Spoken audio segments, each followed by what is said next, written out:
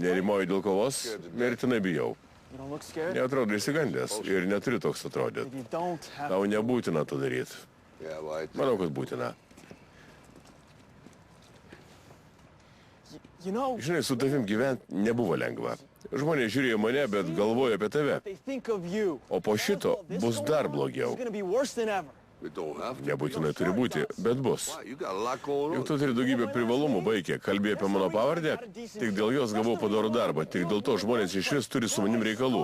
Pagaliau man pasisekė šitą pasiekti pačiam ir nutiko štai kas. Prašau tavęs nedaryti to. Tai baigsis bloguoju ne tik tau, bet ir man. Aš tau pakenksiu, taip, tam tikrą prasme. Tikrai to nenorėjau. Žinau, kad nenorėjai, bet taip jau yra. Nejau tau nesvarbu, ką galvoja žmonės. Nejau tau nusispjaut, kad visi iš tave šaipysis. Iš manęs irgi. Manai, tai teisinga?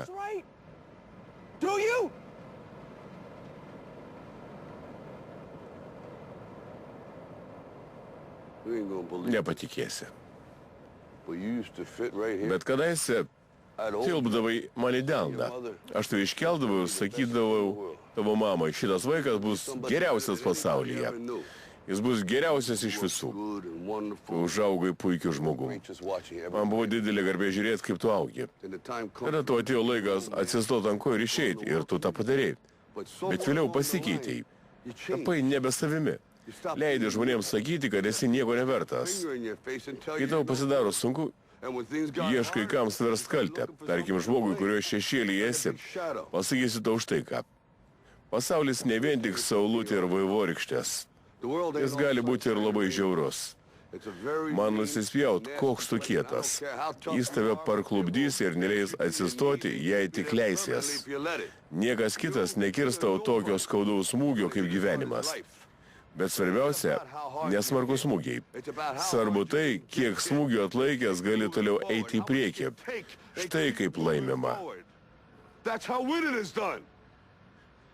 Jei žinai, ko esi vertas, tai eik ir gauk tai, ko esi vertas, bet būk pasiruošęs gyvenimo smūgiams. Ir nekaltink kitų, nesakyk, kad nepasiekei to, ko norėjai dėl jo, jos ar ko nors kito. Taip daro tik bailiai, o tu netoks.